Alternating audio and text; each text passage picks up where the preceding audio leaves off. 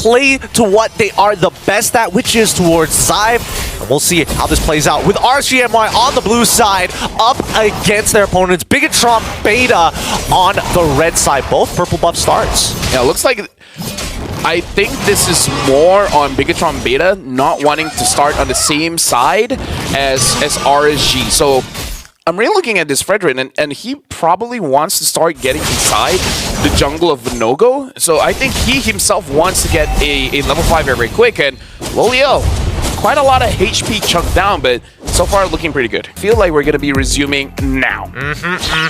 Maybe we should talk to Zipper about getting what do they call it? When the marshals are just like type 2, type 1 issues and then starting up. There's a term for it. I'll get back to it later. But for now, let's see the emblems. I would say for now, the only thing that's something that we have to talk about is the popularity of Thrill.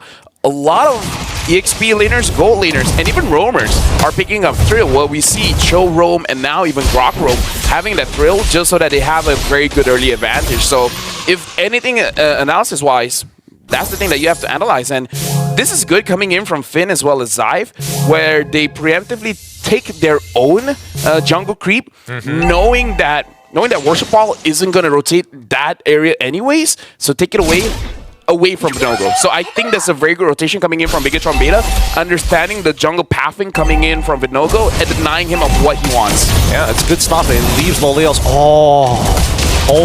Finn almost landing that hook there. A bit of anti-synergy, but it's okay. As long as Lolios knows that his presence is there, he's going to be very careful in this lane against Xive. It looks like the Yin-Yang reaction not connecting at any one of them just yet. They've marked them, but it looks like they're all still the same colors. For now, it does look like for both teams, they do want to contest this turtle. I would say between these two, Worship Ball definitely has a better time, especially if Narashi can zone them away. For now, he's not really zoning them away. Vinogo is able to get level 5, so even though I say Worship Ball should have the advantage, one level ahead, that's big. Yeah, I think Worship Ball should be able to catch up here, but doesn't want to use that retribution. They're going to be fighting out as Storm jumps straight onto Worship Ball, and Bornzy as well, following up with the Primal Wrath. They do get the kill onto Izanami, unfortunately, but they've already taken the turtle. They've already gotten their kill. Narashi escapes as well. I would say RSG Malaysia had two different ideas where I kind of feel like they were a little bit greedy. I feel like the idea is good. It's just that they have to be a little bit more careful on the execution because Izanami dropping down, at least he got an assist, so it's not the end of the world, but you want to be able to let your mid laner scale up pretty well. And Storm taking quite a bit of damage, but still able to be well just because he's close to the wall, so he has extra magic resist. Yeah, these iron hooks are getting closer and closer as Finn refuses to leave the bottom side of the map, allowing at least allowing Xive to have as much pressure as he wants to, because in Lolo's position, I'm scared of getting flickered bloody hunted by Finn. Right now, looking at the itemization here, Lolio already has his Wind Talker, and Xive having his Feather of Heaven. So this is a very good start coming in from both gold laners. Looking like Lolio doesn't really get punished that much in the lane, which is pretty good. The not so good thing is that the entire his own farm hasn't really been delayed all that much. And funny enough, Vinogo, 0 damage. He hasn't really participated in any damage numbers so far, but I think it makes sense because he wants to farm up first. I believe after one item, then he can start to look for fights. If it's not comfortable, going for that second item first does make sense. It does look like he is trying to set up for a War Axe. The diversion, unfortunately, good read coming in from a Bigetron Beta. They're going to respond to this, however, and maybe intercept them midway through the river. Do they figure it out, though? Does RSG feel the same way? They're posturing around it. They are sending Storm to kind of check out the area, scout them out, and it looks like everything's all right. Nobody dies. One thing to add is that Vinogo just completed his War Axe, so the second turtle is always crucial for both teams because this is the timing where most players will have their first item. So a lot of the power spike will be after this first turtle because usually after the second turtle, you get to control the jungle. Iron Hook lands onto Storm so far. Entropy is already being sent out as Izanami forced to flicker away. Like a Pounce doesn't do as much work as he wants to, but at least he gets the Rashi as Bornzy is the next to fall to Finn. Bloody Hunt still on a line. Despite 3 battle spells being broken, Finn holding on strong with a Bloody Hunt. Vinogo has the level advantage here, but it looks like they're going to reset this. Not going to take the chance. Oh, never mind. They want to continue. Finn is going straight on to Vinogo, and Vinogo has the turtle, goes over to Bigetron Beta. I feel like that is a very good choice because that would have been bad if Vinogo dies, especially when his purple buff is just about to spawn. Yeah, no, I totally agree there. But Finn really holding on to that trigger finger, just making sure that he, as long as he has the threat of his ultimate still looming, RSG Malaysia are just trying to play around it. And it's a little frustrating, but an Iron Hook connects, and that's the Bloody Hunt. Zyme should be able to find this kill, KOing Lolios instantly. Stone with the conceal, but really doesn't get too much. A little late on the draw. Looking at the itemization as well, it does look like Worship Ball is going to be a much more aggressive Fredrin because his first item is the Brute Force Breastplate. So he can stay in the fight for a very, very long time. He's going to have one of the more important stats, which is he's not going to be CC'd all that long. So Bigetron Beta looks like they're much more aggressive here. How do they always know a diversion is coming in? I don't know if they have vision on that bush, but I don't think they have vision as well. This one could have been a little bit of coincidence, to be fair. However, on the top side, we do see that Dan QT completely not part of this fight, right? He's trying to clear that top side, but Vinogo is just denying him that space. Worship Ball on top of Storm for now. Even Bornzy is here. Entropy coming in from Zyme to get aggressive. Bornzy forced to use the Primal Wrath, instantly goes down. Even Storm trying to disengage with the wild charge. It looks like Bigetron Beta slowly chipping away at RSGMY. This is something that we could have predicted because of the first item, Brute Force Breastplate. Having that cooldown makes it so that you have access to your energy eruption much sooner. So RSG Malaysia have to be careful because you would think that the Franco is the only way to initiate a fight. You have to look at Fredrin as someone that can initiate a fight as well. Oh, Iron Hook lands onto Stone once again. He doesn't have the chance. He ends up dying. But Narashi does find the initial I'm offended. Worship Ball tanks through all of the damage that RSG Malaysia has applied. For now, RSG Malaysia, they're slowly losing the map pressure because they lost... Oh, hold on. I don't think they know about his diversion, but only Vinogo comes in. Vinogo's, he walked out of the bush for half a second, and they spot him now. The Iron Hook lands on top of him. He's able to Thorn Rose away. Worship Ball is low. Oh, Execution, no! It doesn't matter. Zyme is able to cancel him out and also take the turtle at the same time. A disaster for RSGMY as Bigetron Beta just winning on every single front. We can see the idea, but the execution really isn't there. I like the creativity coming in from RSG Malaysia, trying to attack from multiple different angles, but you gotta be a little bit more patient. It was so close. Mid-tier 1 going to fall. Oh, Yin reaction looks good on top of Narashi. Wild tries to knock up 3. But once again, Lolios finding it. His skill shots don't miss, and everybody else starts to fall. Bornzy dies in train, but that's a 3. But make it. Well, at this point, I might as well confirm it. Make it 4. No, they give up. They don't want to chase Worship Ball anymore. I mean, like, here's the thing. Oh, never mind. It looks like these do want it, but no, the minions are there. He can do this. He should do this. He gets the kill. So this is a wipeout. RSG Malaysia off of the mistake coming in from Bigetron Beta where they overextended. I feel like that was a good idea. You want to get the mid lane. But somehow RSG Malaysia, through the yin-yang reaction coming in from Izanami, really connected everything through, especially Stone, using the wild charge to set it up, just to delay them a little bit, have the time for Izanami to get his cooldowns to activate that yin-yang reaction.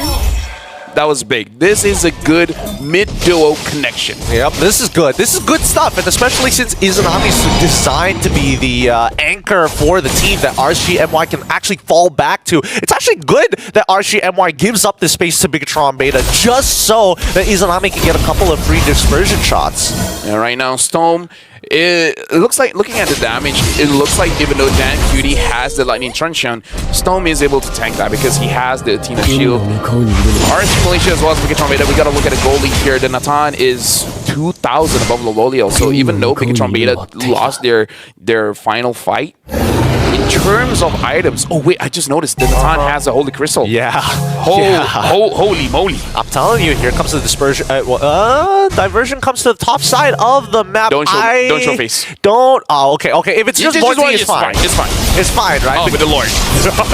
Wait, Bigetron Beta, they're just rushing it down. They don't care. They're going to make the attempt anyway. Bornzy's going to try flickers forward to try and catch Zyme. Zyme takes the entropy backwards, and Vinogo is down. He's taking too much damage as Bornzy in the primal half court trying to hold on the back backline getting attacked by Lola Yells here. Storm, his wall charge was good, but not good enough for the outfit. Iron Hook from across the screen. Boardsy ends up falling 2-3 for nothing, and even another neutral objective for Bigetron Beta. I don't know how Bigetron Beta is doing this, but they have RSG's number. They know whenever the diversion is being used, they're like, hey, they're roughly in this area.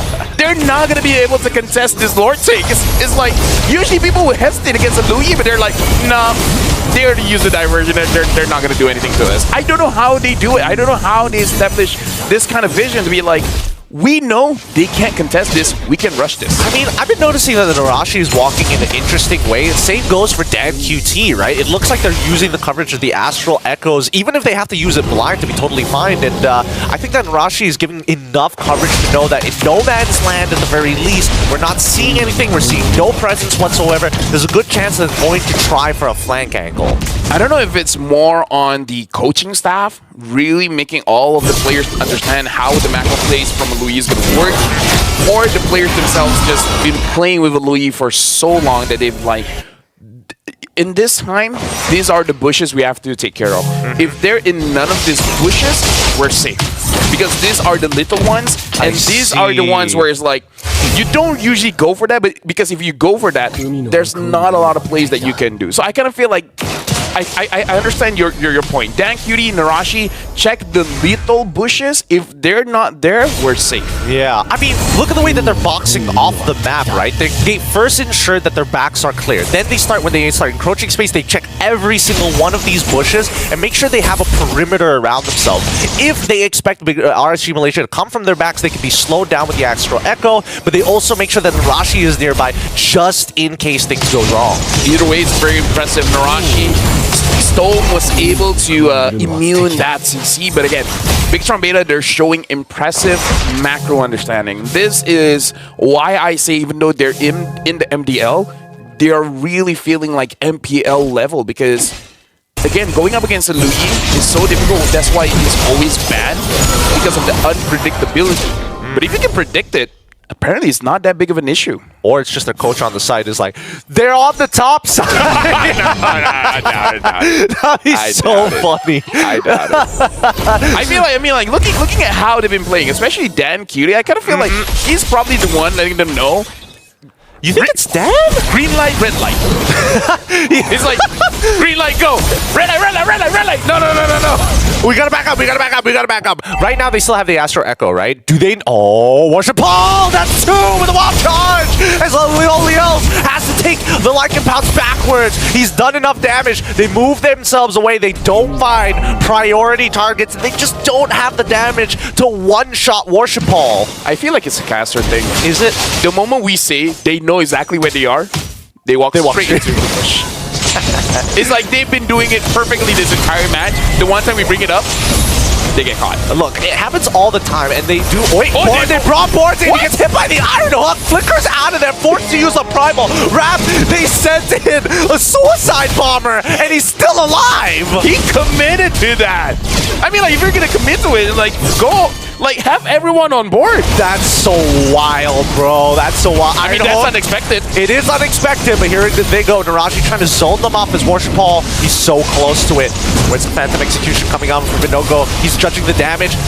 Earth Shatter doesn't connect just yet, but Zyve is here.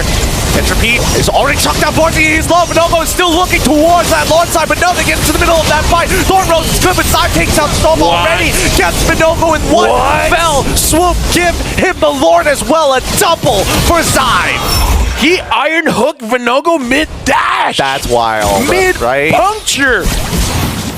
Like, okay, what? It's one thing. Oh, hold on. Dan Cutie gets sniped by Dan Cutie. The one bush you didn't check. One bush. Lolio's trying hard. He's trying to carry C, but it's not gonna work out. He's so low, dude. Oh, okay. This Zyve is a problem. I think it's clear to say that he is such a big problem for RSG Malaysia. They have, Bigetron Beta have invested everything into Zyve. He is 14,000 gold ahead. Let me just say, if I'm playing a ton and the enemy doesn't have like Yuzong or Lapu or generally any kind of EXP laner that can basically ignore the front line and go straight for me, I'm not worried, man. I mean, like, Edith is going to have a difficult time trying to penetrate Bigetron Beta's front line. Like, I mean, Borty better hope to have at least his flicker to survive, but these inhibitor turns are taking quite the beating with the mid already gone here. At this point, Bigetron Beta, they've set themselves up for success. 8-13 is the kill score in favor of Bigetron Beta, but they're not letting RSG Malaysia walk out of their base, but they're consistently checking bushes. Oh, look at that. Izanami is... See, oh, no! They know! Take it out. They always know! The poor guy! No, the iron hook lands as well. How can I not say it's Dan Cutie? He astral echoes backwards. He's so like, smart. Someone will be here. Someone's going to be here. He used his ult to check it. Oh, that's unfortunate for Izanami, but at the very least, dying at this time is okay. Because for Izanami, 18 seconds is something that RGMY can actually build. Unless Bigetron Beta says otherwise. If they get another inhibitor turret, I don't know how worth it is. Stolen taking so much damage, he's instantly dead. Despite the wild charge, does not matter. That's another 36 seconds of being staggered. I think all these inhibitors are about to fall with Bigetron Beta knocking at their door, knocking at the crystal, looking to end this as soon as possible, forcing Bornzy to use that Primal Wrath. Zyve, he decides to take the entropy forward, almost destroying Bornzy's HP, but at the very least, he doesn't go down. I mean, like, we gotta be frank. Bigetron Beta, they hit their power spike a long time ago because now the Natan is full build. Oh, the good throw runs the dodge, but Narashi only finds one. Bornzy ends up dying regardless with the Astral Sphere coming in from Dan QT. Fence makes just canceled once again, but no go, getting locked down. It's not even close here. The CC from Bigetron Beta. They did not let RSGMY move. Dude, I gotta say, Bigetron Beta, they're not playing their usual healer composition, but they're looking very solid, especially their macro play, understanding where the threat is gonna come from. And